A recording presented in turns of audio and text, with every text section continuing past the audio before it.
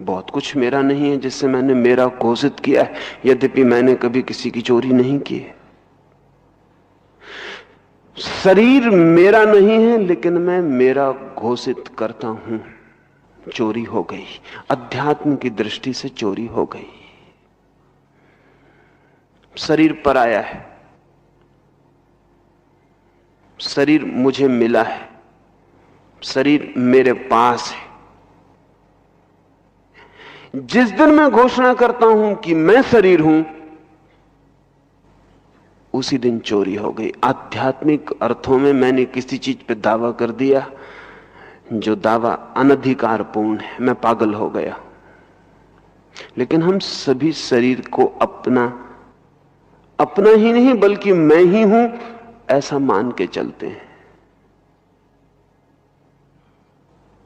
मां के पेट में एक तरह का शरीर था आपके पास, आज अगर आपके सामने रख दिया जाए तो खाली आंखों से देख ना सकेंगे। बड़ी खुर्दबीन चाहिए जिससे दिखाई पड़ सकेगा, और कभी न मानने को राजी होंगे कि कभी ये मैं था।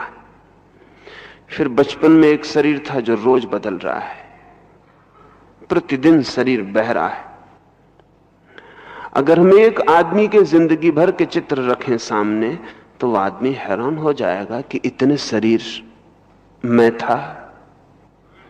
और मजे की बात है कि इन सारे शरीरों में यात्रा करते वक्त हर शरीर को उसने जाना कि ये मैं हूं। एक अमेरिकन अभिनेता का जीवन में पढ़ता था। कई बार सन्यासियों के जीवन थोथे होते हैं, उनमें कुछ भी नहीं होता। जिन्हें हम तथाकथित अच्छे आदमी कहते हैं, अक्सर उनके पास कोई जिंदगी नहीं होती। इसलिए अच्छे आदमी के आसपास कहानी लिखना बहुत मुश्किल है। उसके पास कोई जिंदगी नहीं होती, वो थोथा समतल भूमि पर चलने वाला आदमी होता है, कोई उतार चढ़ाव नहीं होते। अक्सर जिसको हम बुरा आदमी कहते हैं उसमें एक जिंदगी होती है और उसमें उतार चढ़ाव होते हैं, और अक्सर बुरे आदमी के पास जिंदगी के गहरे अनुभव होते हैं। अगर वो उनका उपयोग कर ले तो संत बन जाए। अच्छा आदमी कभी संत नहीं बन पाता। अच्छा आदमी बस अच्छा ही आदमी रह जाता। सज्जन, सज्जन यानी मीडियाकर। जिसने कभी बुरे होने की भी हिम्मत नहीं की, वो कभी संत होने की सामर्थ्य नहीं जुटा सकता। इस अभिनेता की मैं जिंदगी पढ़ रहा था। उसकी जिंदगी बड़े उतार चढ़ाव की जिंदगी है, अंधेरे प्रकाशों की, पापों की, पुण्यों की। लेकिन उसका अंतिम निष्कर्ष देख के मैं दंग रह गया। अंतिम उसने जो निष्कर्ष दिया है, पूरी जिंदगी में जो बात उसे सबसे ज्यादा बेचैन की है, काश वो आपको भी बेचैन कर सके। आखिरी बात उसने ये कही है कि मेरी सबसे बड़ी कठिनाई ये है कि मैंने इतने प्रकार के अभिनय किए जिंदगी में, मैंने इतनी एक्टिंग्स की, मैं इतने व्यक्ति बना कि अब मैं तय नहीं कर पाता हूं कि मैं कौन हूं। कभी वो शेक्सपियर के नाटक का कोई पात्र था, कभी वो किसी और कथा का कोई और पात्र था, कभी किसी कहानी में वो संत था और कभी किसी कहानी में वो पापी था। जिंदगी में इतने पात्र बना वो कि आखिर में कहता है कि मुझे अब समझ नहीं पड़ता कि असली में मैं कौन हूं। इतने अभिनय करने पड़े, इतने चेहरे ओढ़ने पड़े कि मेरा खुद का चेहरा क्या है वो मुझे कुछ पक्का नहीं रहा। दूसरी बड़ी गहरी उसने बात कही है कि जब भी मैं किसी पात्र को अभिनय करने मंच पर जाता हूं, तब मैं एट ईज होता हूं, क्योंकि वहां स्वयं होने की जरूरत नहीं होती। एक अभिनय निभाना पड़ता है तो मैं एकदम सुविधा में होता हूं, मैं निभा देता हूं।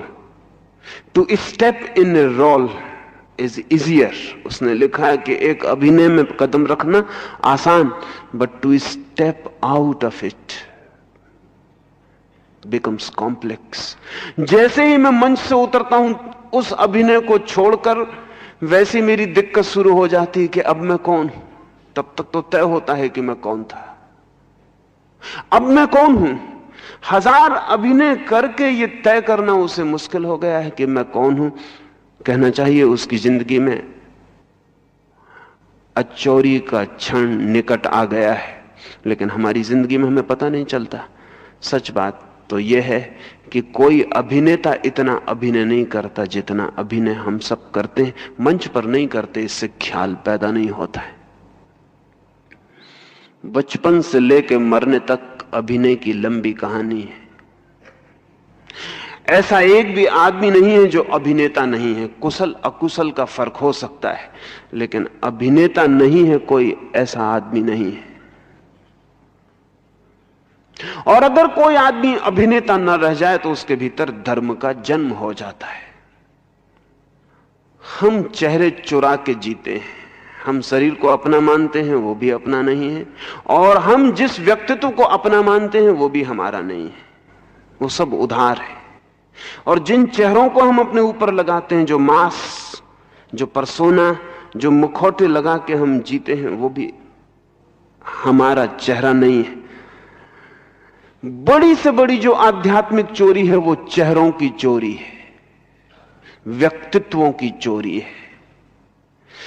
बेंजामिन फ्रैंकलिन ने अपने बचपन का एक संस्मरण लिखा है कि बचपन से ही मुझे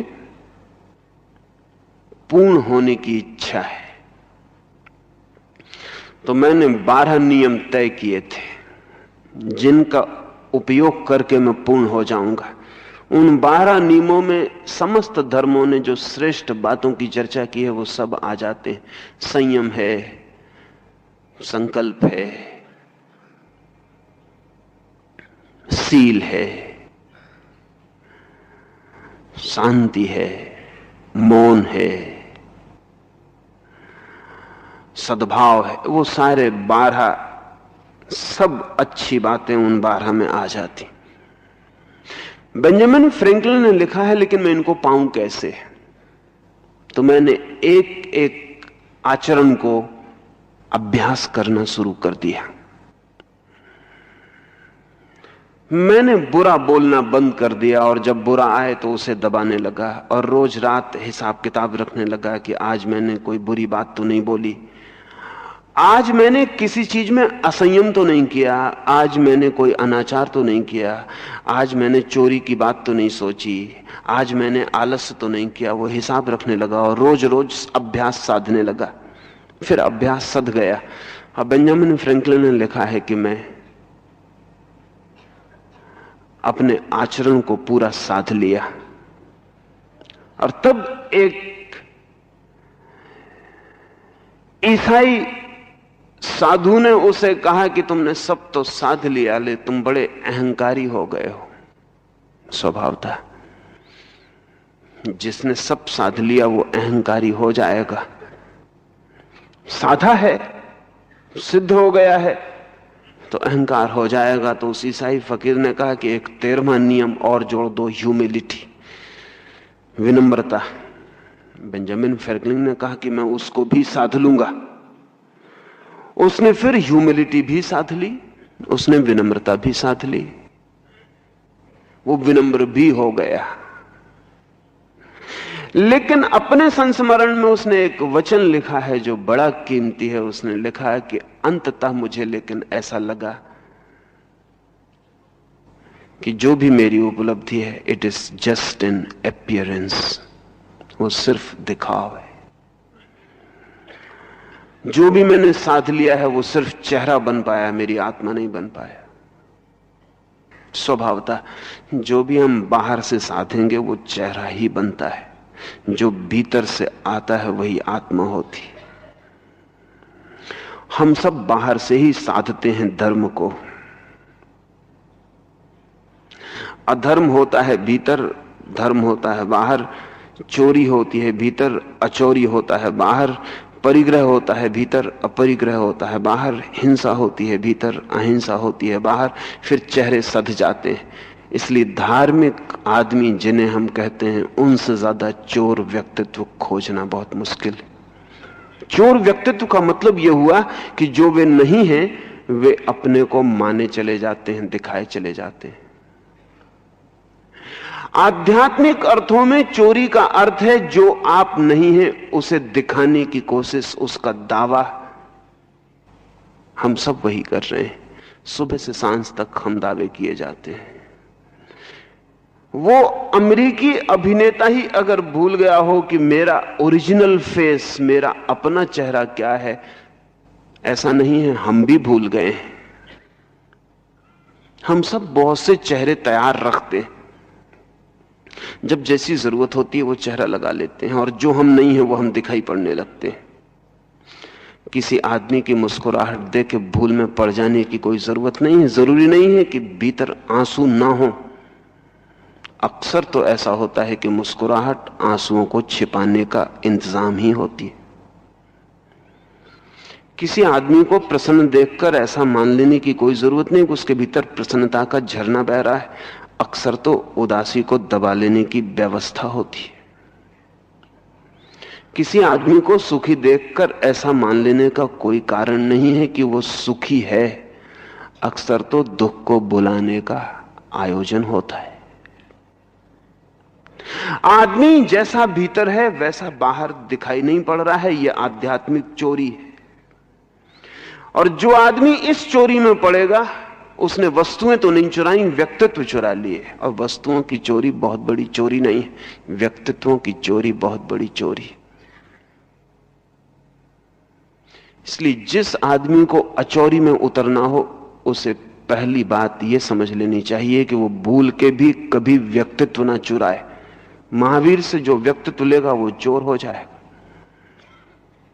बुद्ध से जो व्यक्तित्व लेगा वो चोर हो जाएगा, जीसस से जो व्यक्तित्व लेगा वो चोर हो जाएगा, कृष्ण से जो व्यक्तित्व लेगा वो चोर हो जाएगा। चोर का मतलब ही यह है कि जिसने जो है वो नहीं, बल्कि जो नहीं था उसको ओढ़ लिया। अब दूसरा कोई आदमी पृथ्वी पर दोबारा महावीर नहीं हो सकता,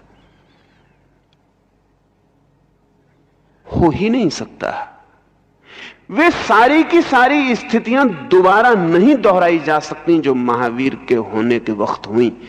न तो वो पिता खोजे जा सकते हैं फिर से जो महावीर के थे, न वो मां खोजी जा सकती है फिर से जो महावीर की थी, न वो आत्मा दोबारा खोजी जा सकती है जो महावीर की थी, न वो शरीर खोजा जा सकता है जो महावीर का था, न वो युग खोजा जा सकता है जो महावीर का था, न वो चांद तारे खोजे जा सकते हैं। कुछ भी नहीं खोजा जा सकता। इस जगत में जो क्षण बह गया वो बह गया। इसलिए दूसरा कोई आदमी जब भी महावीर होने की कोशिश करेगा तो वो चोर महावीर हो जाएगा। दूसरा कोई आदमी अगर कृष्ण होने की कोशिश करेगा तो वो चोर कृष्ण हो जाएगा। कोई आदमी जब भी दूसरा आदमी होने की कोशिश करेगा तो आध्यात्मिक चोरी में पड़ जाएगा। उसने व्यक्तित्व चुराने शुरू कर दिए। और धर्म का हम यही मतलब समझे बैठे, किसी जैसे हो जाओ, अनुयायी बनो, अनुकरण करो, अनुसरण करो, पीछे चलो, ओढ़ो, किसी को भी ओढ़ो, खुद मत रहो, बस किसी को ओढ़ो। इसलिए कोई जैन है, कोई हिंदू है, कोई ईसाई है, कोई बौद्ध है, ये कोई भी धार्मिक नहीं है। ये धर्म के नाम पर गहरी चोरी में पड़ गए। अनुयायी चोर होगा ही। आध्यात्मिक अर्थों में उसने किसी दूसरे व्यक्तित्व को चोरा के अपने ऊपर ओढ़ना शुरू कर दिया जो वो नहीं है।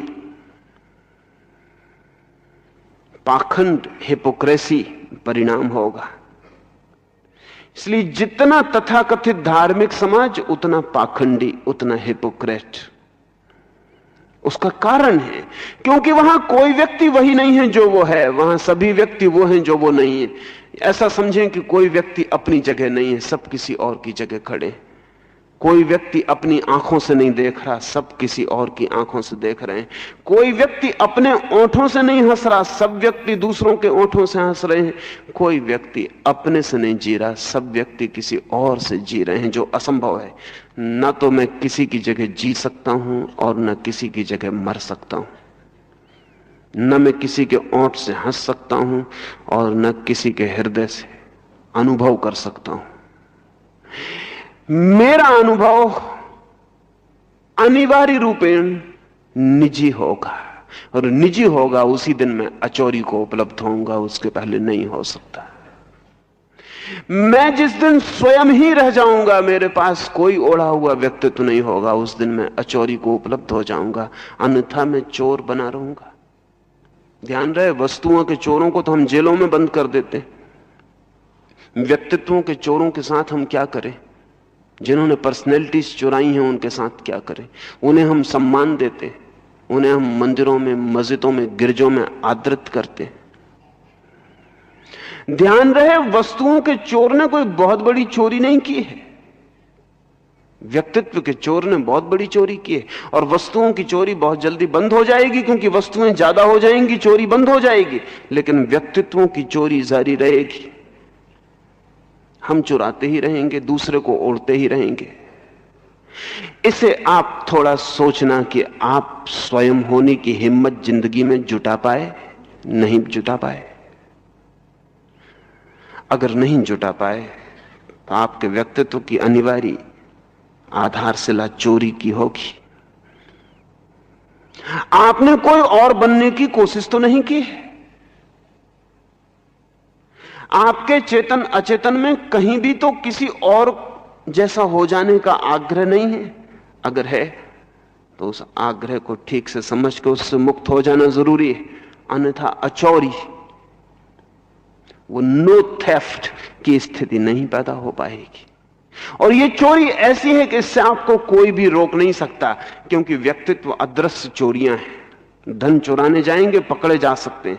व्यक्तित्व चुराने जाएंगे, कौन पकड़ेगा, कैसे पकड़ेगा, कहां पकड़ेगा? और व्यक्तित्व की चोरी ऐसी है कि किसी से कुछ छीनते भी नहीं और आप चोर हो जाते हैं। व्यक्तित्व की चोरी आसान और सरल है। सुबह से उठ के देखना जरूरी है कि मैं कितनी बार दूसरा हो जाता हूं। हम व्यक्ति नहीं हो पाते व्यक्तित्वों के कारण, पर्सनैलिटीज के कारण पर्सन पैदा नहीं हो पाता। यह शब्द पर्सनैलिटी बड़ा अच्छा है। यूनान में ग्रीक ड्रामा से आया हुआ शब्द है।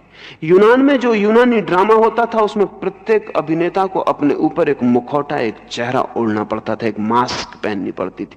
उस चेहरे को पर्सोना कहते थे और उस चेहरे से बने हुए व्यक्तित्व को पर्सनैलिटी कहते थे।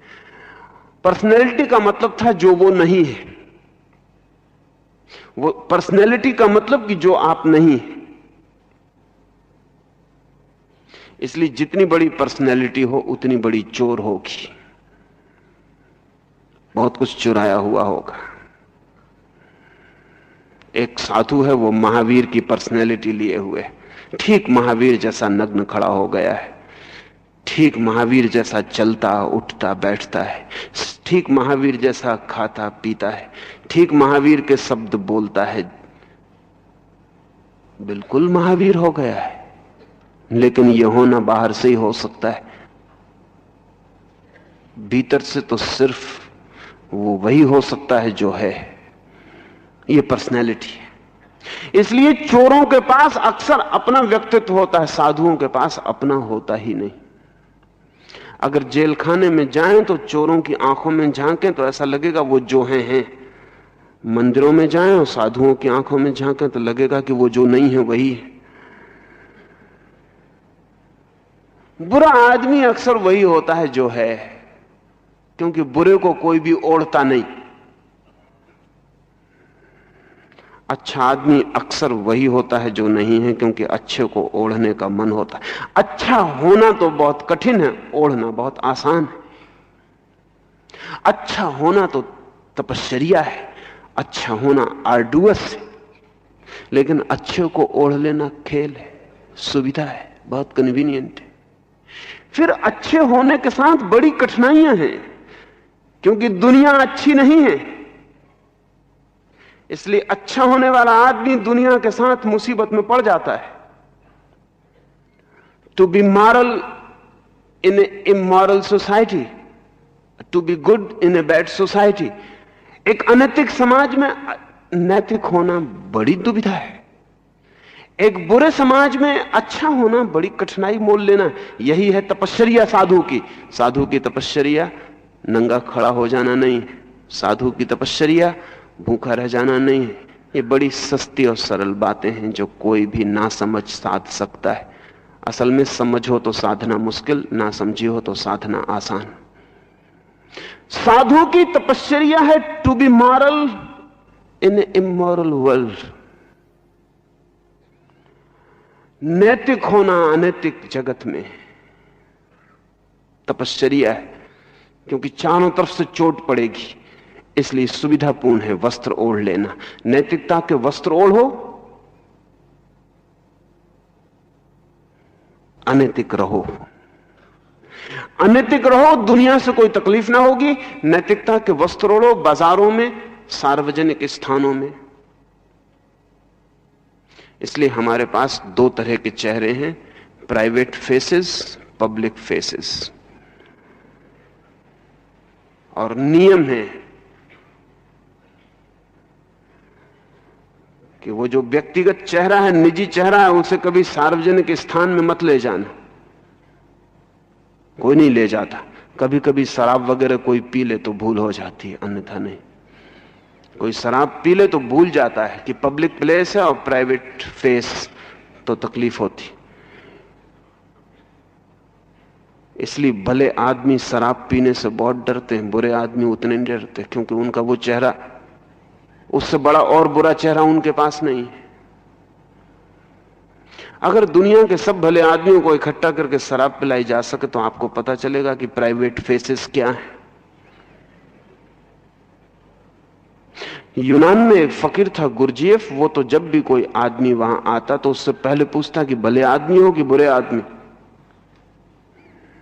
शायद ही कभी कोई आदमी जो आता और कहता कि मैं बुरा आदमी हूं, क्योंकि इतना भला आदमी बहुत मुश्किल है खोजना जो कह सके कि मैं बुरा आदमी हूं। अक्सर तो लोग कहते कैसी आप बात पूछते हैं, भला हूं, साधना करने आया हूं। साधना करने ही क्यों आता अगर भला ना होता? हालांकि हालत उल्टी है। भला आदमी किस लिए साधना करने जाएगा? गुरजीएफ कहता पहली साधना यह रही कि 15 दिन शराब पीनी पड़ेगी। अक्सर तो भला आदमी भाग जाता। कल्पना भी नहीं कर सकते कि कोई फकीर और शराब पीने के लिए कहेगा, लेकिन अर्थपूर्ण थी उस गुरजीएफ की बात। वो कहता 15 दिन तो मैं शराब पिलाऊंगा ताकि मैं तुम्हारा प्राइवेट फेस देख सकूं, अन्यथा मैं किसके साथ बात करूं, अन्यथा मैं किसके साथ व्यवहार करूं, अन्यथा मैं किसको बदलूं? क्योंकि तुम जो दिखाई पड़ रहे हो, अगर इसको मैंने बदला तो बेकार मेहनत हो जाएगी, क्योंकि तुम तो ये हो ही नहीं। ये बदलाहट बेकार, ये रंग रोगन मैं कर दूंगा, ये तुम्हारे मुखौटे पे हो जाएगा, तुम्हारे चेहरे से इसका कोई संबंध नहीं है। और मुखौटा बिल्कुल अलग चीज है, तुम उसे कभी भी उतार कर रख सकते हो, बदल सकते हो। तो मुझसे बेकार मेहनत मत करवाओ, पहले मुझे तुम्हारा ओरिजिनल फेस, तुम्हारा असली चेहरा देख लेने दो। अक्सर तो अच्छा आदमी भाग जाता शराब का नाम सुन के ही। भागना ही बता देता कि उस आदमी के भीतर कुछ छिपा है जो प्रकट होने से डरेगा। लेकिन अगर कोई रुक जाता तो बड़ी हैरानी होती। 15 दिन गुरजीएफ उसे शराब ही पिलाया जाता, जितनी ज्यादा से ज्यादा पिला सकता पिलाता, और उसके असली चेहरे को खोजता। कैसा दुर्भाग्य कि आदमी के असली चेहरे को खोजने के लिए उसे बेहोश करना पड़ता है।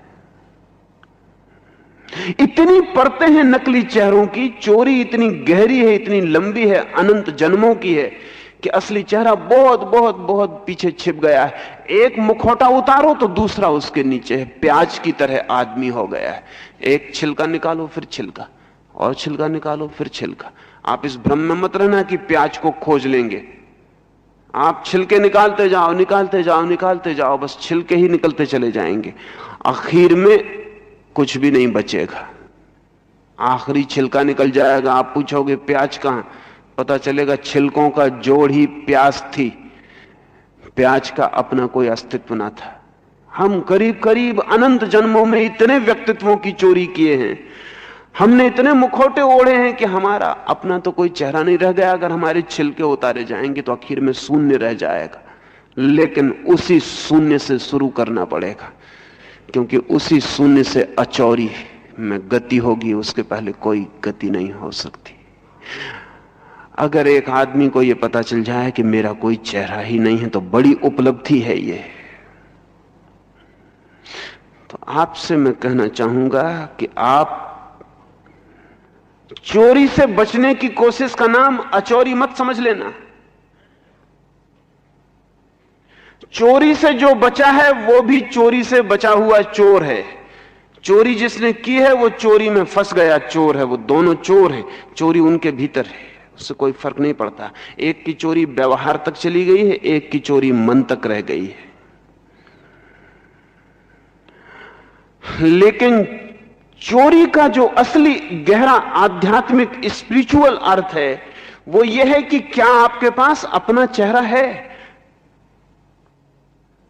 नहीं खोज पाएंगे।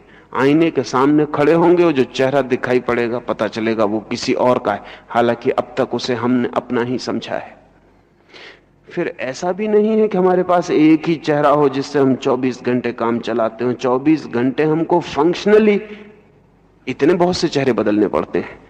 पति के सामने व्यक्ति को, पत्नी को कुछ और होना पड़ता है, पति पत्नी के सामने कुछ और होता है,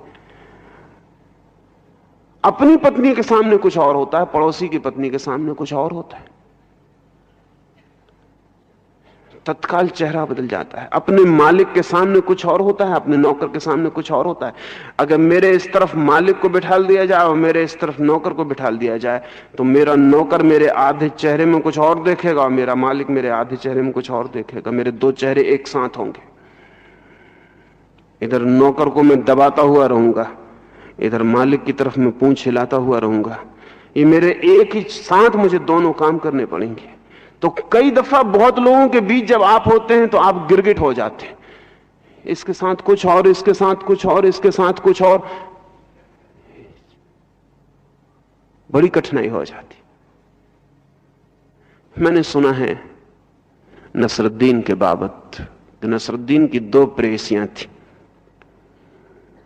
विनम्र आदमी रहा होगा, नहीं तो दो प्रेयसियों पर कौन रुकता है।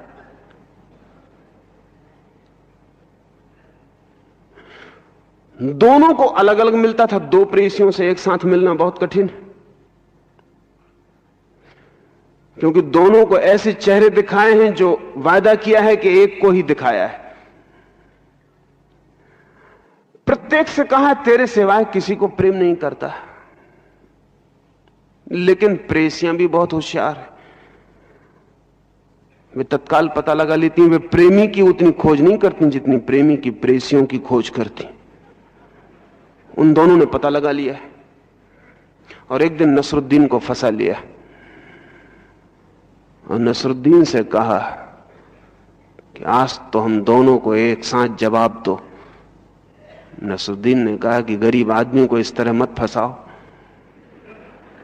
क्योंकि तुम दोनों अलग अलग हो तो बड़ी सुविधा रहती है, उतनी देर में मैं चेहरा बदल लेता हूं। लेकिन उन दोनों ने तो उसे पकड़ लिया और कहा कि तुम जवाब दो कि हम दोनों में सुंदर कौन है।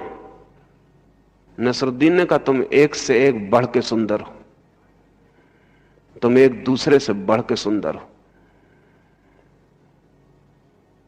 पता नहीं प्रेयसियां समझ पाई कि नहीं, शायद ही समझ पाई होंगी, क्योंकि प्रेम से बुद्धि का बहुत कम संबंध है। पता नहीं आप भी समझ पाए कि नहीं। नसरुद्दीन कह रहा है तुम एक दूसरे से बढ़ के सुंदर हो, क्या कहना। बड़ी गहरी मजाक नसरुद्दीन आदमी पे कर रहा है। दोनों चेहरे एक साथ संभालने हो तो बेचारा क्या कर सकता है, गिरगिट हो गया।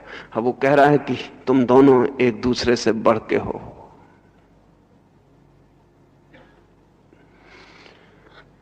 24 घंटे में हम 24 चेहरे बदल रहे हैं। 24 नहीं और ज्यादा बदलने पड़ते हैं। और ये चेहरों की बदलाहट तनाव पैदा करती है। टेंशन जो है वो चेहरों की बदलाहट है। जिस आदमी के पास एक चेहरा है उस आदमी को तनाव नहीं होता, तनाव का कोई कारण नहीं रहा। तनाव सदा होता है चेहरे को बार बार बदलने से।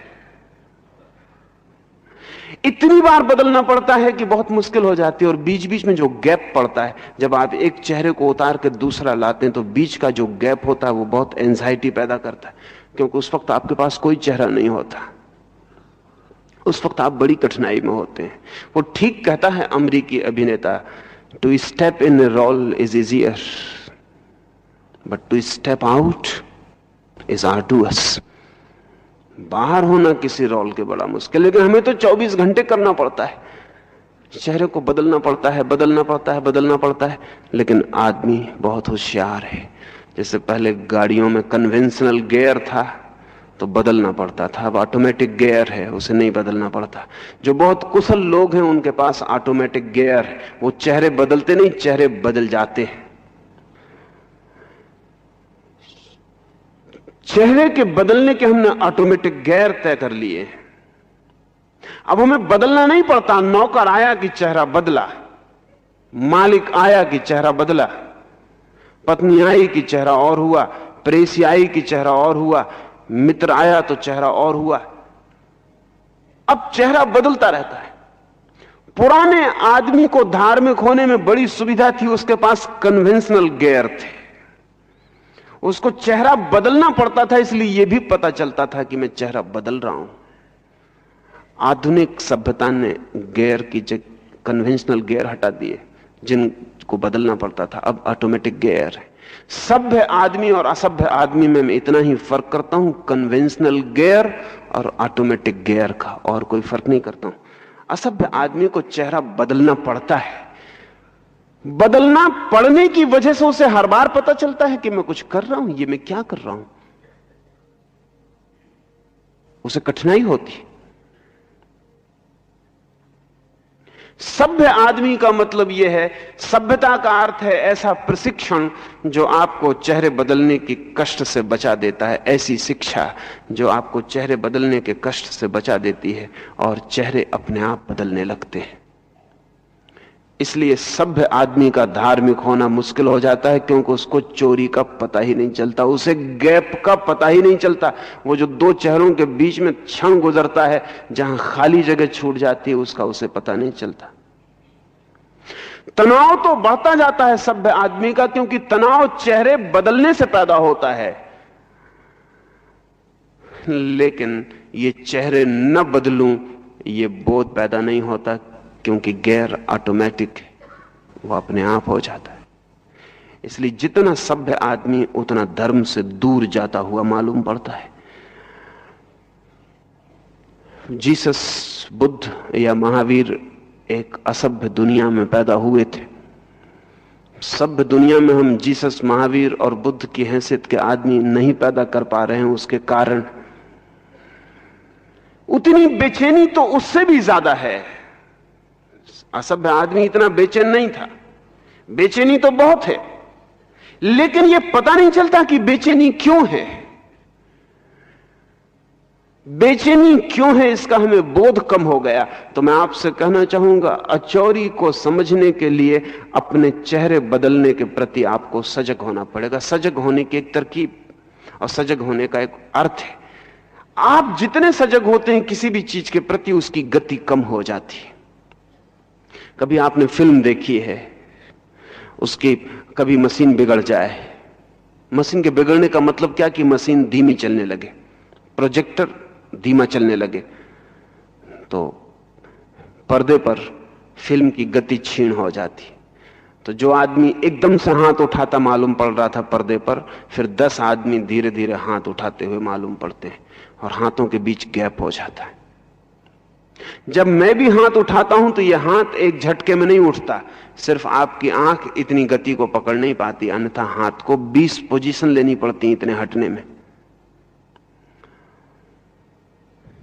लेकिन अगर गौर से देखें और मशीन आपकी थोड़ी धीमी हो जाए, और गौर से देखने से धीमी हो जाती है, किसी भी चीज को अगर बहुत गौर से देखें तो प्रक्रिया धीमी हो जाती।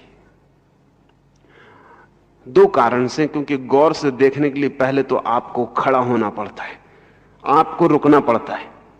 अगर आप अपने चेहरे बदलने की प्रक्रिया को गौर से देखें तो प्रक्रिया धीमी हो जाएगी और आप देख सकेंगे कि कब आपने चेहरा बदला और अपने पे हंस सकेंगे कि चेहरा बदल लिया गया। अचौरी के महाव्रत में आप अपने चेहरे बदलने को देखना। एक आदमी दुकान से मंदिर की तरफ जा रहा है, उसे पता रखना चाहिए कि कब उसने चेहरा बदला, किस स्टेप पे, मंदिर की किस सीढ़ी पे चेहरा बदला गया। दुकान पे वही तो चेहरा नहीं था जो मंदिर में होता है। बदलाहट कहीं तो हुई है जरूर, कहीं उसने चेहरा बदला है। पुरुष वेनिटी बैग वगैरह साथ नहीं रखते, स्त्रियां साथ रखती, बस से उतरने के पहले चेहरा बदलती हैं, साथ में इंतजाम भी रखती हैं। वैसा बहुत भीतरी इंतजाम हम सबके पास है, जहां से हम चेहरे निकालते और बदलते हैं। जब आप घर से मंदिर की तरफ जा रहे हैं, तब आप जरा होश पूर्वक जाना कि चेहरा किस जगह बदलता है,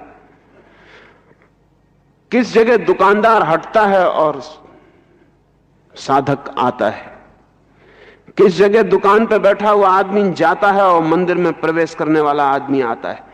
जहां आप जूते उतारते हैं मंदिर के बाहर, वहीं तो यह परिवर्तन नहीं होता। जरूरी नहीं है कि वहीं हो, असल में जूता उतरवाया इसलिए जाता है वहीं कि कृपया आप चेहरा बदलो। अब वो जगह आ गई जहां आपका पुराना ढंग न चलेगा, जूता यहां उतारो। जहां लिखा रहता है कृपया जूते यहां, वहीं नीचे एक तख्ती और होने चाहिए, कृपया चेहरे यहां। कई लोग अपने चेहरे लिए भीतर घुस जाते, जूता लिए मंदिर में चले जाएं, उतनी अपवित्रता नहीं होगी। चेहरा लिए चले गए ज्यादा, लेकिन उसका किसी को पता नहीं चलता। तो आपको मैं कहना चाहूंगा, जब आप चेहरे बदलते हैं तब आप जरा होश रखना कि कब बदलते हैं, और इसका बड़ा मजा होगा। अब तक आप दूसरों पर हंसे हैं, तब आप अपने पर हंसना शुरू हो जाएंगे, और जब आप जान के चेहरे बदलेंगे तो चेहरे बदलना मुश्किल हो जाएगा, और धीरे धीरे आप कहेंगे कि ये क्या पागलपन है, ये मैं क्या अभिनय कर रहा हूं। और धीरे धीरे चेहरा बदलना कठिन हो जाएगा, और जिस दिन चेहरा बदलना कठिन होगा और बीच का अंतराल बढ़ेगा और कभी कभी आप बिना चेहरे के रह जाएंगे, तब आपका ओरिजिनल फेस जन्मेगा, आपके भीतर से आपका चेहरा आना शुरू होगा। तो एक तो 24 घंटे बदलते हुए चेहरों का ख्याल रखना, और दूसरा किसी का चेहरा महावीर का, बुद्ध का, कृष्ण का, क्राइस्ट का अपना बनाने की कोशिश मत करना, भूल के मत करना। अनुयायी बनना ही मत, अन्यथा चोर बने बिना कोई उपाय नहीं। अनुयायी दो चोरी करता है, चेहरे चुराता है, जो बहुत सिंसियर अनुयायी होता है, कहना चाहिए जो बहुत सिंसियर चोर होता है। जो बहुत ईमानदारी से चोरी करता है वो चेहरे चुराता है, जो बेईमानी से चेहरे चुराता है वो चेहरे नहीं चुराता, सिर्फ विचार चुराता है। वो महावीर का चेहरा नहीं उड़ता, सिर्फ महावीर का विचार पकड़ लेता है। पंडित के पास सिर्फ विचार की चोरी होती है, तथाकथित साधु के पास चेहरों की चोरी होती।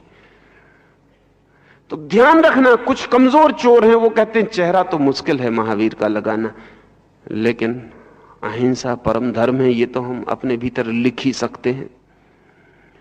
महावीर का शास्त्र तो पढ़ ही सकते हैं, कृष्ण का चेहरा लगा के तो जरा कठिनाई है, लेकिन कृष्ण की गीता तो कंठस्थ कर ही सकते हैं। दो तरह की चोरी है, विचार की, चेहरे की। चेहरे की चोरी वाले आदमी को हम बहुत सिंसियर चोर, बहुत ईमानदार चोर कहते हैं, क्योंकि इस आदमी ने, बेचारे ने जैसा विचारा वैसा किया भी। ध्यान रखें, जिसने विचार के कुछ किया है वो आदमी चेहरा ओढ़ लेगा। धर्म का कोई संबंध किसी सिद्धांत को तय करके उसके अनुसरण करने से नहीं है, नहीं तो बेंजामिन फ्रैंकलिन वाली घटना घटेगी, अपीयरेंसेस पैदा हो जाएंगे, दिखावे पैदा हो जाएंगे। अक्सर हम कहते हैं कि जो विचारते हो उसके अनुसार आचरण करो, यह चोर बनाने का सूत्र है, लेकिन सिंसियर ईमानदार चोर इससे पैदा होते हैं।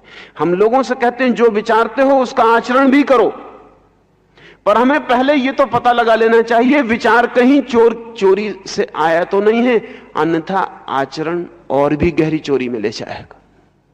जब हम किसी से कहते हैं कि इस आदमी का विचार और आचरण बिल्कुल एक सा है, तब हमें पूछ लेना चाहिए कि इसके आचरण से इसका विचार आया है या इसके विचार से इसका आचरण आया है। अगर इसके आचरण से इसका विचार आया है तब तो यह धार्मिक आदमी है, अगर इसके विचार से इसका आचरण आया है तो यह आदमी चोर है। मगर यह फर्क एकदम से दिखाई नहीं पड़ता। जब आचरण से कोई विचार आता है तब उसकी सुगंध और है, क्योंकि आचरण आत्मा से आता है। जब किसी विचार से आचरण आता है तो विचार शास्त्र से आता है। शास्त्र से आया हुआ विचार खुद भी चोरी है, फिर शास्त्र से आए हुए विचार के अनुसार जीवन को ढाल लेना और बड़ी चोरी है। और जो इस तरह की चोरियों में भटक जाते हैं वे आत्मा को खो देते हैं। उन्हें पता लगाना मुश्किल हो जाता है वे कौन है।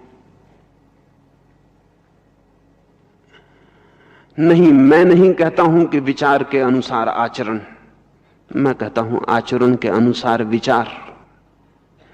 बड़ी मुश्किल में पड़ेंगे आप, क्योंकि आचरण कहां से लाएं? अगर विचार के अनुसार आचरण हो तो विचार तो मिल सकते हैं, आचरण कहां से लाएं? आचरण की कोई दुकान नहीं, आचरण कहीं बिकता नहीं, विचार तो बिकते हैं। विचारों की तो किताबें हैं, आचरणों की कोई किताबें नहीं, आचरण का कोई शास्त्र नहीं है। इसलिए आचरण आप कहां से लाएंगे? अगर महावीर से लाएंगे तो फिर विचार से आया, बुद्ध से लाएंगे तो विचार से आया, कृष्ण से लाएंगे तो विचार से आया। आचरण कहां से लाइएगा? अगर किसी दूसरे से लाएंगे तो पहले विचार आएगा, अगर अपने से लाएंगे तो बात और हो जाएगी। तब पहले विचार नहीं आएगा, पहले अनुभव आएगा। अगर आपको चोर आचरण है आपका, तो कृपा करके चोर जैसा विचार करिए, इसमें एक सरलता होगी। आपका आचरण चोर का है, चोर जैसा विचार करिए। और मैं आपसे कहता हूं कि अगर आपका आचरण चोर का है और विचार भी चोर का है तो आप चोरी के बाहर हो जाएंगे। अगर आपका आचरण चोर का है और विचार अचोरी का है तो आप चोरी के बाहर कभी ना होंगे, क्योंकि आप कहेंगे आचरण तो बाहरी चीज है, असली चीज तो विचार है। ऐसे तो मैं अचोर हूं, मजबूरियों में चोर बन जाता हूं, तो धीरे धीरे साध लूंगा, आचरण भी बदल लूंगा। जब विचार बदल गया तो आचरण भी बदल जाएगा, व्रत ले लूंगा, कसम खा लूंगा। तो आप जिंदगी भर पोस्टपोन करते रहेंगे, क्योंकि आप भीतरी रूप से अनुभव करेंगे कि विचार तो अचोरी का है, ऐसे आदमी तो मैं भीतर से अच्छा हूं। ऐसे बाहर की परिस्थितियां हैं, कारण हैं जो चोर बना देते हैं। चोर में हूं नहीं, ये ध्यान रखें आप। आपका जो व्यवहार है वो बहुत दूर है आपसे, आपका जो विचार है बहुत निकट है। इसलिए अगर हम किसी आदमी को उसके विचार में गलती बताएं तो वो मानने को राजी नहीं होता। अगर हम किसी आदमी से कहें कि तुम्हारे पैर में फोड़ा है तो झंझट नहीं करता, वो कहता है इलाज बताइए। लेकिन हम किसी आदमी से कहें कि तुम्हारे मन में रोग है तो वो लड़ने को तैयार हो जाता है। शरीर के रोग को आदमी स्वीकार कर लेता, वो बहुत दूर है। मन के फोड़े को स्वीकार नहीं करता, वो बहुत निकट है। मन के फोड़े पर चोट, उस पर ही चोट है। तो हमने एक तरकीब की है, एक टेक्निकल तरकीब है हमारी, कि हम विचार अच्छे करते हैं, आचरण बुरा करते हैं। इससे सुविधा रहती है। सुविधा यह रहती है कि हम अपने भीतर मानते ही चले जाते हैं कि हम आदमी अच्छे हैं। अगर आपको मैं गाली दूं तो मैं ये ना कहूंगा कि मैं गाली देने वाला आदमी हूं, मैं कहूंगा मैं तो गाली कभी नहीं देता, लेकिन इस आदमी ने गाली दी इसलिए मुझे गाली देना पड़ी। यही आदमी जिम्मेवार है मेरी गाली को पैदा करवाने में। जब आप किसी से लड़ते हैं तो आप ये नहीं कहते कि लड़ाई मेरे भीतर है, आप कहते हैं इस आदमी ने लड़ाई की सिचुएशन पैदा कर दी, मुझे लड़ना पड़ा। ऐसे आदमी में लड़ने वाला नहीं हूं। और इसको आप विश्वास भी दे लेंगे, क्योंकि भीतर आप कभी लड़ने का तो विचार करते नहीं। विचार तो सदा अहिंसा, अचौरी, अपरिग्रह का करते हैं। शास्त्र तो अहिंसा, अचौरी, अपरिग्रह, ब्रह्मचर्य का पढ़ते हैं। तो विचार तो बड़े अच्छे हैं। आचरण दूसरा जिम्मेवार हो जाता है, आप बच जाते हैं। फिर एक और सुविधा होती है कि जब विचार अच्छे हैं तो आज नहीं कल ताकत जुटा के, संकल्प पैदा करके, स्थिति ठीक बना के आचरण भी बदल लेंगे। तो पोस्टपोनमेंट किया जा सकता है। ध्यान रहे, जिस आदमी को जिंदगी में ट्रांसफॉर्मेशन लाना हो उसे पोस्टपोनमेंट से बचना चाहिए, स्थगन से बचना चाहिए। वो बहुत कनिंग, बहुत चालाक तरकीब है। एक आदमी कहता है मैं हूं तो अभी हिंसक, लेकिन अहिंसा को मानता हूं, धीरे धीरे अहिंसक हो जाऊंगा। वो कहेगा कल हो जाऊंगा, परसों हो जाऊंगा, इस जन्म में हो जाऊंगा, अगले जन्म में हो जाऊंगा। वो उसे पोस्टपोन करता जाएगा और रहेगा हिंसक। लेकिन हिंसक होने की जो पीड़ा है उससे बच जाएगा, क्योंकि अहिंसक होने की आशा उसकी पीड़ा को कम कर देगी। वो कंसोलेटरी है।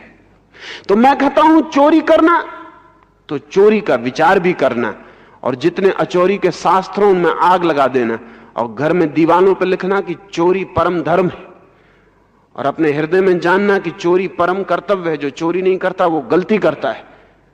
अगर आप विचार भी चोरी का करें और आचरण भी चोरी का करें तो आप अपने साथ जी ना सकेंगे, क्योंकि तब आप चोर के साथ कोई भी नहीं जी सकता, और आप पक्के चोर हो जाएंगे, पूरे चोर हो जाएंगे। इसके साथ जीना मुश्किल हो जाए। आपकी पूरी पर्सनैलिटी, आचरण में, विचार में आपका पूरा व्यक्तित्व चोर हो जाएगा, और आपकी आत्मा को इस चोर के साथ जीना मुश्किल हो जाएगा। एक क्षण जीना मुश्किल है, लेकिन जीने की तरकीब है। वो तरकीब यह है कि हम कल ठीक कर लेंगे। विचार तो अच्छे हैं, आचरण बुरा है, आचरण दूसरों के कारण बुरा है। इस तरह के ख्याल को बहुत तरह के प्रमाण भी मिल जाते हैं। जैसे एक आदमी जंगल चला जाए तो वहां क्रोध नहीं करता, वो कहता देखो क्रोध दूसरे लोग करवाते थे, अब मैं जंगल आ गया, अब मैं कहां क्रोध कर रहा हूं। इसलिए साधु जंगल की तरफ भागता है। वहां उसको आश्वासन हो जाता है कि मैं बिल्कुल अच्छा आदमी हूं, मैं पहले भी अच्छा आदमी था, बुरे लोगों के बीच घिरा था, इसलिए सब गड़बड़ हो रही थी। इसलिए पति पत्नी को छोड़ के भाग जाता है और सोचता है देखो अब तो मैं माया मोह के बाहर हो गया। वो स्त्री की वजह से माया मोह पैदा हो रहा था। इसलिए पुरुष शास्त्रों में लिखते हैं स्त्री नरक का द्वार है। भागे हुए, स्त्री से भाग गए हैं छोड़ के, अब वो कह रहे हैं स्त्री नरक का द्वार है, क्योंकि वही उलझा रही थी, मैं तो सदैव मुक्त था। इसके लिए कारण मिल जाते हैं। अगर हम किसी कुएं में बाल्टी डालें और उसमें पानी ना हो तो बाल्टी पानी बाहर नहीं ला सकती। बाल्टी उसी पानी को लाती जो कुएं में होता है। बाल्टी सिर्फ बाहर लाने का काम करती। जब मैं आपको गाली देता हूं तो मेरी गाली आप में क्रोध पैदा नहीं कर सकती। गाली में क्रोध पैदा करवाने की ताकत ही नहीं है। लेकिन आपके भीतर जो क्रोध का पानी कुआं भरा हुआ है, गाली बाल्टी बन जाती है, आपके क्रोध को बाहर ले आती। गाली जो है वो प्रोडक्टिव नहीं है, वो सिर्फ मैनिफेस्टिंग है। वो किसी चीज को पैदा नहीं करती, सिर्फ अभिव्यक्त करवाती है। लेकिन एक कुएं में बाल्टी ना डाली जाए तो कुआं समझेगा कि अब पानी है ही नहीं, अब निकलते ही नहीं। वो बाल्टी का कसूर था कि बाल्टी भीतर आती थी और पानी की गड़बड़ पैदा होती थी। मैं तो सदा से खाली हूं, पानी है ही नहीं, देखो अब कोई बाल्टी नहीं आती, अब कहां पानी निकल रहा है। हम सब इसी भ्रम में हैं। अकेले में पता नहीं चलता। असल में हमारे व्यक्तित्व का पता ही हमें दूसरे के साथ चलता है। जब हम दूसरे के साथ हैं तभी पता चलता है कि हमारे भीतर क्या क्या है। दूसरा मौका बनता है हमें प्रकट होने का। इसलिए कृपा करके दूसरे को जिम्मेवार मत ठहराना। जिसने भी इस दुनिया में दूसरे को जिम्मेवार ठहराया वो आदमी धार्मिक नहीं हो पाया है। धार्मिक आदमी का मतलब है the total responsibility is mine. Total, पूरी की पूरा दायित्व मेरा है। अधार्मिक आदमी का मतलब है कि दायित्व किसी और का है, मैं तो भला आदमी हूं, लोग मुझे बुरा किए दे रहे हैं। कोई आपको बुरा नहीं कर रहा है। दूसरी तरकीब, आप भीतर अच्छे विचार करते रहते हैं, इसलिए आप भीतर जानते हैं कि भीतर तो मैं अच्छा हूं। जब दूसरों से संबंध में आता हूं तो बाहर बुरा हो जाता हूं। इसलिए यह बाहर से बुरा होना दूसरे के कारण है। अच्छे विचार से बचना अगर अच्छे आचरण को जन्म देना हो। अगर बुरा आचरण है, कृपा करके बुरा विचार करना। पूरी तरह बुरे हो जाना, पूरी तरह बुरे आदमी के साथ जीना मुश्किल है। आधे अच्छे आदमी के साथ जीने की सुविधा बनाई जा सकती है। आधा अच्छा आदमी बुरे आदमी से भी बुरा है। आधे सत्य पूरे असत्यों से बुरे होते हैं, क्योंकि पूरे असत्य से मुक्त हो जाएंगे आप, आधे असत्य से कभी मुक्त नहीं हो सकते, क्योंकि वो जो आधा सत्य है वो बंधन का काम करेगा। तो मैं आपसे कहूंगा, विचार के अनुसार आचरण मत बनाना, आचरण के अनुसार ही विचार करना, ताकि चीजें साफ हों। और अगर चीजें साफ हुई तो कोई भी आदमी इस दुनिया में बुरे आदमी के साथ नहीं जी सकता। आप भी अपने बुरे आदमी के साथ नहीं जी सकते। और एक दफा ये पता चल जाए कि मैं एक बुरी परत के साथ जी रहा हूं, तो इस परत को उखाड़ फेंकने में उतनी ही आसानी होगी जैसे पैर से कांटा निकालने में होती। इस बुरी परत को फेंक देने में, इस पर्सनैलिटी को, इस व्यक्तित्व की परतों को, इस प्याज को उखाड़ के फेंक देने में उतनी ही आसानी होगी जैसे शरीर से मैल को अलग कर देने में होती। लेकिन अगर कोई आदमी अपने मैल को सोना समझ रहा हो तब कठिनाई हो जाती। कोई आदमी अपनी बीमारी को अगर मूल्य दे रहा हो, आभूषण समझ रहा हो, तब बड़ी कठिनाई हो जाती। अब अगर किसी बच्ची की नाक हम छेदें तो उसे तकलीफ होगी, लेकिन सोने के आभूषण के आकांक्षा में नाक छिदवाने के लिए कोई भी तैयार हो जाता। अब शरीर को छेदना पागलपन है, लेकिन सोने की आशा में हम पागलपन करने को भी तैयार हो जाते। अब शरीर को छेदना कुरूपता है, लेकिन सौंदर्य के ख्याल में, भ्रम में हम शरीर को छेदने को राजी हो जाते। हम बुरे होने को राजी हो गए हैं क्योंकि बुरे होने के पीछे हम सोने की कील लगाए हुए हैं विचारों की। विचार के अनुसार आचरण कभी मत करना, आचरण के अनुसार विचार करना, और तब आपके व्यक्तित्व की सीधी और सफाई हो जाएगी। आप जो होंगे वही होंगे, धोखे का उपाय न रह जाएगा। दूसरे के धोखे का डर नहीं है, अपने को धोखा देने का उपाय न रह जाएगा। आप अपने चेहरों को पहचान सकेंगे, और जिस दिन ये चेहरे चारों तरफ से पहचान में आ जाते हैं और इनकी कुरूपता, इनकी गंदगी और इनकी दुर्गंध, इनका कोढ़ जब चारों तरफ से दिखाई पड़ने लगता है, बाहर और भीतर, तब आप इसके साथ रह नहीं सकते। ऐसे हो जाता है जैसे किसी के कपड़ों में आग लगी हो, वो अपने कपड़ों को फेंक के नग्न हो जाए। ठीक ऐसे ही ट्रांसफॉर्मेशन होता है, ऐसे ही क्रांति घटित होती है। जब सारा व्यक्तित्व रुग्ण और आग लगा मालूम पड़ता है तो आप उसे फेंक देते हैं। उसे फेंकने के लिए फिर एक क्षण भी विचार नहीं करना पड़ता, हो कल फेंकूंगा, ऐसा नहीं। बुद्ध के पास कोई आया और उसने कहा कि महाराज कुछ उपदेश दें। तो बुद्ध ने कहा करोगे अभी कि कल? उसने कहा अभी तो बहुत मुश्किल है। तो बुद्ध ने कहा फिर कल ही आना, जिस दिन करना हो उसी दिन आ जाना। उसने कहा कि नहीं, लेकिन आप उपदेश तो दे दें, वक्त पे काम पड़ेगा, आप मिले न मिले कभी उपयोग में जरूर लाऊंगा। बुद्ध ने कहा कि मैं एक गांव से गुजरता था और उस घर में आग लग गई थी। मैंने उस घर के लोगों से कहा कि अभी मत भागो, कल भाग जाना। वे कहने लगे पागल हो गए हो तुम, घर में आग लगी है, कल तक कैसे रुका जा सकता है? तो बुद्ध ने कहा कि जहां तक मैं समझता हूं तुम जो हो अभी मानते हो कि ठीक हो, इसलिए कल तक ठहरा सकते हो, और जब तुम ठीक ही हो तो मुझे क्यों परेशान करते हो? मैं क्यों व्यर्थ की बातें तुमसे कहूं? जिस दिन तुम्हें पता लगे कि तुम ठीक नहीं हो। उस आदमी ने कहा कि पता तो है मुझे कि मैं ठीक नहीं हूं, आदमी अच्छा नहीं हूं, बुरे काम करता हूं, लेकिन आत्मा तो शुद्ध बुद्ध है, आत्मा तो शुद्धि है सदा। ये सब आचरण, तो आचरण बदल लूंगा, आप उपदेश करें। हम सब उपदेश ग्रहण करने को बहुत आतुर और उत्सुक हैं, फिर हम सोचते हैं उसके अनुसार हम आचरण बना लेंगे। ये आचरण वैसा ही होगा जैसा मंच पर अभिनेता का होता है। पहले उसे स्क्रिप्ट मिल जाती है, पहले उसे ढांचा मिल जाता है नाटक का, फिर उसको कंठस्थ करता है, फिर रिहर्सल करता है, फिर आके मंच पे दिखा देता है करके कि ये रहा। अभिनय का मतलब है विचार के अनुसार आचरण, लेकिन आत्मा का मतलब कुछ और है, आचरण के अनुसार विचार। अगर बुरा आचरण है तो बुरा विचार ही करना, टूट जाएंगे आपका व्यक्तित्व बच नहीं सकेगा, बिखर जाएगा। और जिस दिन आपका पुराना व्यक्तित्व पूरा बिखर जाएगा, उस दिन उस खाली जगह में उसका जन्म होगा जो आपका असली चेहरा है। जापान में ज़ेन फकीरों के पास अगर कोई जाता है तो वो बहुत से सवाल उनसे पूछते हैं। उसमें एक सवाल ये भी है कि कृपा करके अपना ओरिजिनल चेहरा प्रकट कीजिए, अपना असली चेहरा दिखाइए। अब अगर नया आदमी आया है और उससे कोई फकीर कहता है असली चेहरा दिखाई, तो वो कहता है कि यही मेरा चेहरा है। तो फकीर कहता है कि अगर यही तेरा चेहरा है तो यहां आने की कोई जरूरत नहीं, जा खोज, असली चेहरा लेके आ। कभी कभी कुछ हिम्मतवर लोग असली चेहरा लेके आ जाते,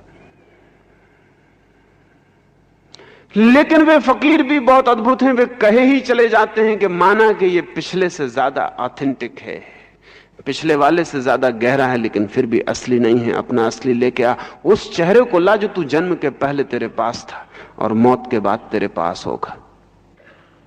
जन्म के पहले कौन सा चेहरा तेरे पास था उसे ले आ, या मरने के बाद जो तेरे पास फिर चेहरा होगा उसे ले आ। कृपा करके ये बीच के चेहरों को यहां मत ला। और जब कोई आदमी आके बैठ जाता है फेसलेस, बिना चेहरे के, तो वो फकीर कहता है कि ठीक है, अब तू असली जगह आ गया। बड़ी उपलब्धि है फेसलेसनेस। लेकिन हम बहुत डरते, अगर चेहरा खो जाए तो हम बहुत डरते। हम पूछते हैं कि तो बड़ी मुश्किल हो गई, फिर हम जल्दी चेहरा बनाने में लगते हैं।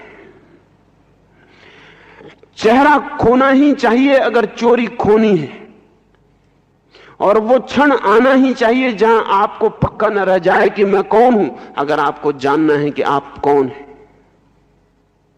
चोर चेहरों को हटाइए, चाहे महावीर से लिए हों, चाहे बुद्ध से, चाहे कृष्ण से, चाहे मुसलमान के, चाहे हिंदू के, चाहे जैन के, उन चेहरों को हटाइए और उसको खोजिए जो आपका है। और जिस दिन आपके सारे चेहरे गिर जाएंगे, अचानक आपके सामने वो रूप प्रकट हो जाता है जो आपका है। जैसे ही वो रूप प्रकट होता है, आप अचौरी को उपलब्ध हो जाते हैं। और जिस आदमी ने व्यक्तित्व चुराने बंद कर दिए, जिसने चेहरे चुराने बंद कर दिए, जिसने आचरण चुराने बंद कर दिए, वो आदमी वस्तुएं नहीं चुरा सकता। वो असंभव है, वो असंभव है। उसका कोई उपाय नहीं रह जाता। जिसने इतनी गहरी चोरियां छोड़ दी, वो इन क्षुद्र चोरियों के लिए नहीं जाएगा। लेकिन हम क्षुद्र चोरियां छोड़ने में लगे रहते हैं। एक मित्र मेरे पास आए, उन्होंने मुझसे कहा कि मैं रुस्वत नहीं लेता हूं, बड़े ऑफिसर हैं। मैंने कहा अगर 5 रुपए कोई देने आए, उन्होंने कहा क्या आप फिजूल की बातें करते हैं, मैं लेते ही नहीं रुस्वत। मैंने कहा 500 कोई देने आए, उन्होंने उतने जोर से नहीं कहा कि क्या फिजूल की बातें कहते हैं। उन्होंने कहा नहीं मैं लेते ही नहीं। मैंने पूछा अगर कोई 5000 लेकर आए, उन्होंने मुझे गौर से देखा, संदेह उनके मन में आ गया। मैंने कहा कोई अगर 5 लाख लेके आए, उन्होंने कहा फिर सोचना पड़ेगा। तो हमारे चोर होने में हो सकता है मात्राएं हों, डिग्रीज हों, हो सकता है आप 2 पैसे ना चुराते हों, लेकिन इससे यह मत समझ लेना कि आप अचोर हैं। इससे क्या फर्क पड़ता है कि आपने 2 पैसे चुराए कि 2 लाख चुराए? चोरी में कोई मात्रा हो सकती,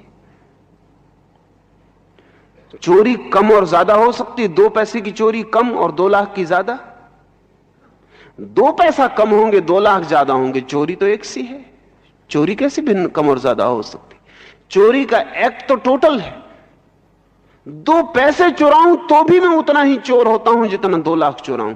तो यह हो सकता है कि आपकी चोरी के अपने मापदंड हैं, मेरी चोरी के अपने मापदंड हैं। मैं 2 पैसे चुराता हूं, आप 2 लाख